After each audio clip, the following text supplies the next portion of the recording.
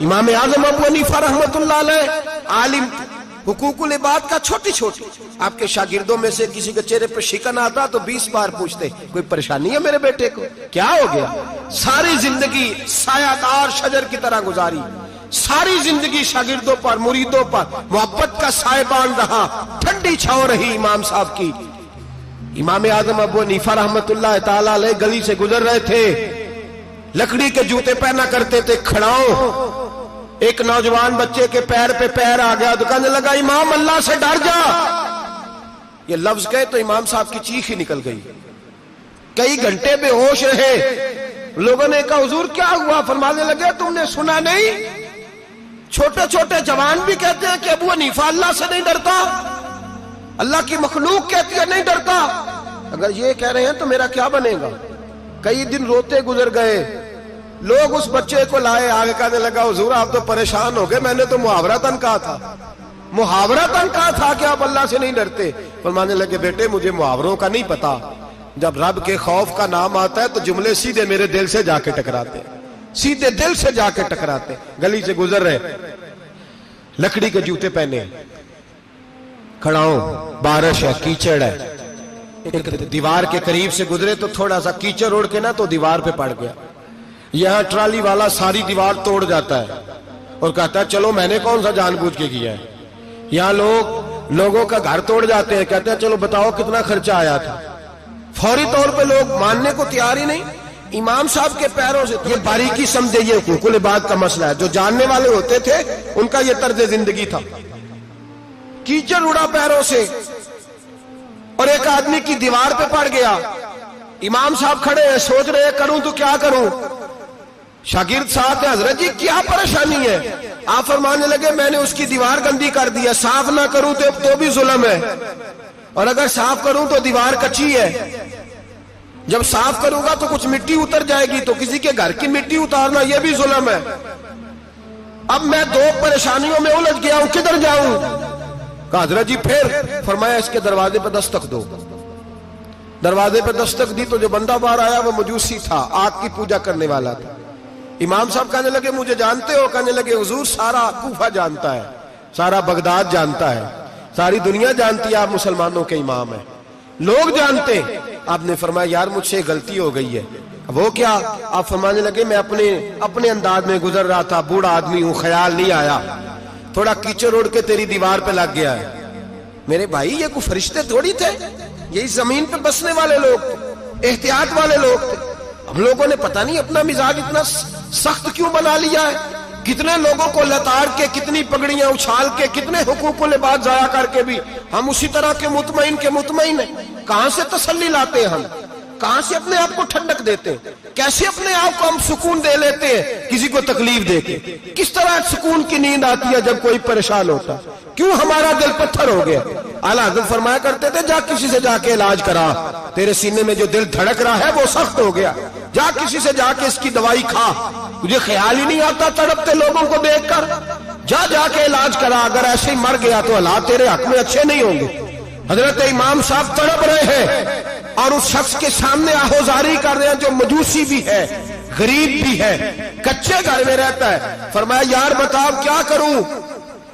امام صاحب باتیں کر رہے ہیں تو وہ آدمی حیرت میں کھو گیا، کبھی دیوار دیکھتا، کبھی اپنا آپ دیکھتا، کبھی امام صاحب کو دیکھتا، دائیں بائیں دیکھتا، پسینے آنے لگے، پتہ نہیں کیا سوچوں کا مد و جزر چلنے لگا، کہاں بات گئی، کہاں تک اس کی سوچ گئی، کہاں پلٹ کے آئی۔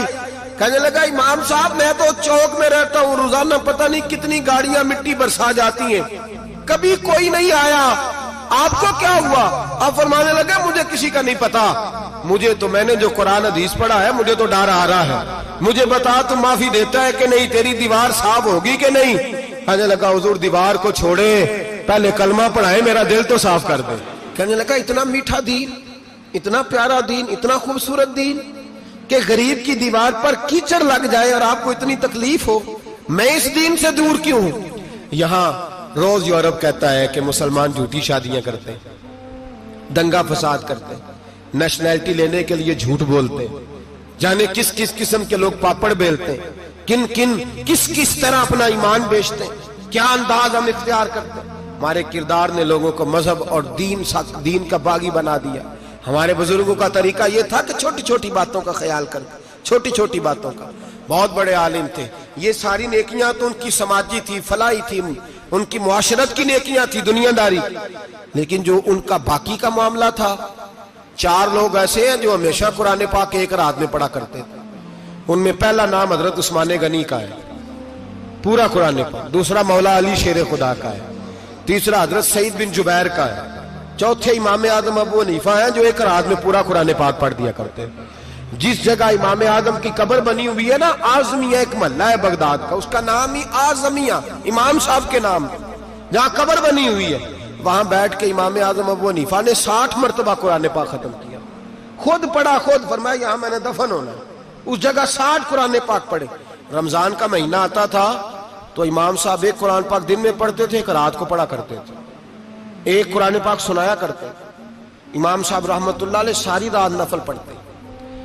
لوگ کہتے ہیں کہ امام صاحب کی رات نماز کے لیے کھڑے ہوتے تو ایک رکعت میں 15 سپارے پڑھتے.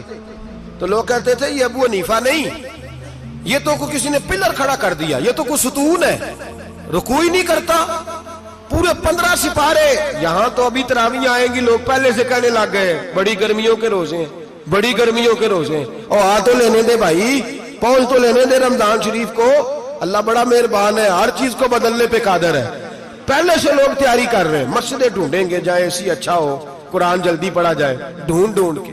امام صاحب رحمت اللہ تعالیٰ علیہ, اور میں اکثر کہا کرتا ہوں, میں کہتا ہوں تو تراویح میں کھڑا نہیں ہوتا, پاسپورٹ کے دفتر کھڑا ہو جاتا ہے 2 گھنٹے, شناختی کارڈ کے دفتر تو 3 گھنٹے کھڑا ہو لیتا ہے. یہ تیرا ظلم ہے اپنی ذات کے ساتھ کہ تجھے قرآن کے لیے کھڑا نہیں ہوا جاتا, دنیا داری کے لیے کھڑا. وہ پروجیکٹر کرانے جائے تو چاہے تجھے 4 گھنٹے لائن میں کھڑا ہونا پڑے, وہاں تو کھڑا ہو لیتا ہے. اللہ سے ڈر, اپنی تھوڑی سی دنیا داری کے لیے سارا کچھ کر لیتا ہے. حضرت امام صاحب رحمت اللہ تعالیٰ علیہ تقوی اور طہارت کے پہاڑ 55 حج کیے امام اعظم نے. کتنے؟ 55 حج فرمائے. آج ایک مشقت والا کام ہے, جدوجہد والا کام ہے. جوان بھی تھک جاتے ہیں, کہتے ہیں بڑا مشکل ہے جی, اور یہ جتنا مرضی آسان ہو گیا قیامت تک اس نے مشکل ہی رہنا ہے, اس لیے کہ یہ ایک مجاہدہ ہے. 55 حج کیے. آخری حج پہ گئے تو کعبے کے مجاور کو کہنے لگے ذرا کھول نہیں دیتے کعبے کا دروازہ, میرا اندر جانے کو دل کرتا ہے. اس نے دروازہ کھولا, اندر گئے تو کہنے لگے خدایا, 2 جملے کہے, کہنے لگے اے اللہ جتنا تو نے مال دیا تھا میں اتنا شکر نہیں ادا کر سکا, اور جتنا تو نے علم دیا تھا میں اتنا عمل نہیں کر سکا, اب بوڑھا ہو گیا ہوں, مہربانی کرنا مجھ سے درگزر والا معاملہ کر. اور اے اللہ اگر تو مجھے بتا دے کہ تو راضی یا ناراض ہے تو میں ذرا سکون سے مر جاؤں. کہتے ہیں کعبے کی دیواروں سے آواز آنے لگی, ابو حنیفہ تیرا رب تجھ سے بڑا راضی ہے. داتا گنج بخش علی اجویری جیسا بابا 1000 سال پہلے لکھ کے گئے کشف المحجوب میں, داتا صاحب نے لکھا ہے 1000 سال پہلے کشف المحجوب میں. داتا صاحب فرماتے ہیں میں حضرت بلال کی قبر پہ حاضری دینے گیا, یعنی 1000 سال پہلے کے مسلمان بھی قبروں پہ مزاروں پہ جایا کرتے تھے. داتا صاحب لکھتے ہیں, کہتے ہیں ملک شام میں حضرت بلال حبشی کی قبر پہ حاضری دینے گیا, میں قبر پہ حاضری دے کے تو ساتھ لیٹ گیا, میری آنکھ لگ گئی, مجھے خواب میں نبی پاک کا دیدار نصیب ہوا. گویا حاضری حضرت بلال کی, اور برکت یہ کہ وہاں مجھے مصطفیٰ کا دیدار نصیب ہو رہا ہے. فرماتے ہیں نبی پاک میری خواب میں آئے, حضور نے ایک بوڑھے بابے کے گلے میں ہاتھ ڈالا ہوا ہے اور اپنے ساتھ چلا رہے ہیں. میں نے عرض کی یا رسول اللہ یہ کون ہے؟ تو نبی پاک نے فرمایا یہ تیرا امام اعظم ابو حنیفہ ہے. فرماتے ہیں مجھے سمجھ آ گئی کہ امام اعظم بھٹک اس لیے نہیں سکتے کہ انہیں رسول پاک نے سہارا عطا فرمایا ہے, وہ بہک اس لیے نہیں سکتے کہ نبی پاک نے انہیں سہارا دیا. داتا گنج بخش علی اجویری رحمت اللہ تعالی علیہ فرماتے ہیں کہ امام صاحب رحمت اللہ تعالی علیہ بہت بڑی شخصیت. امام اعظم کا پیغام کیا ہے؟ انہوں نے فقہ بنائی, دین پھیلایا, جتنی بھی میں نے باتیں سنائی سارا پیغام, ایک پیغام ہے امام صاحب. امام صاحب رحمت اللہ تعالی علیہ فرماتے ہیں کہ دین پر عمل کرنے والوں کو بھی کسی اچھی صحبت کی ضرورت ہوتی ہے.